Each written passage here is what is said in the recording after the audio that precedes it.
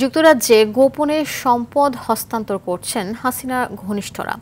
এমন চাঞ্চল্যকর তথ্যই উঠে এসেছে যুক্তরাজ্য ভিত্তিক গণমাধ্যম দ্য গার্ডিয়ানের প্রতিবেদনে। যুক্তরাজ্যে বাংলাদেশি ধনকুবেরদের সন্দেহজনক সম্পত্তি লেনদেন করাকে কেন্দ্র করে নতুন করে আলোচনায় এসেছে শেখ হাসিনা সরকারের ঘনিষ্ঠ রাজনৈতিক ও ব্যবসায়ী গোষ্ঠীর নাম। বাংলাদেশে ওই ব্যক্তিদের বিরুদ্ধে যখন দুর্নীতির অভিযোগের তদন্ত চলছে, তখন যুক্তরাজ্যে তাদের সম্পদ বিক্রি, বন্ধক বা হস্তান্তর করা হচ্ছে। ব্রিটেনের জমি নিবন্ধন প্রতিষ্ঠানের তথ্য অনুযায়ী যুক্তরাজ্যে কেবল গত 1 বছরে বাংলাদেশের সাবেক সরকারের সঙ্গে সংশ্লিষ্ট ব্যক্তিদের সম্পদ লেনদেনের অন্তত 20টি আবেদন জমা পড়েছে। ব্রিটিশ সংবাদ মাধ্যম দ্য গার্ডিয়ান ও দুর্নীতি বিরোধী আন্তর্জাতিক তদন্ত সংস্থা ট্রান্সপারেন্সি ইন্টারন্যাশনালের যৌথ অনুসন্ধানে এসব তথ্য উঠে এসেছে। শনিবার এই প্রতিবেদন প্রকাশ করে দ্য গার্ডিয়ান।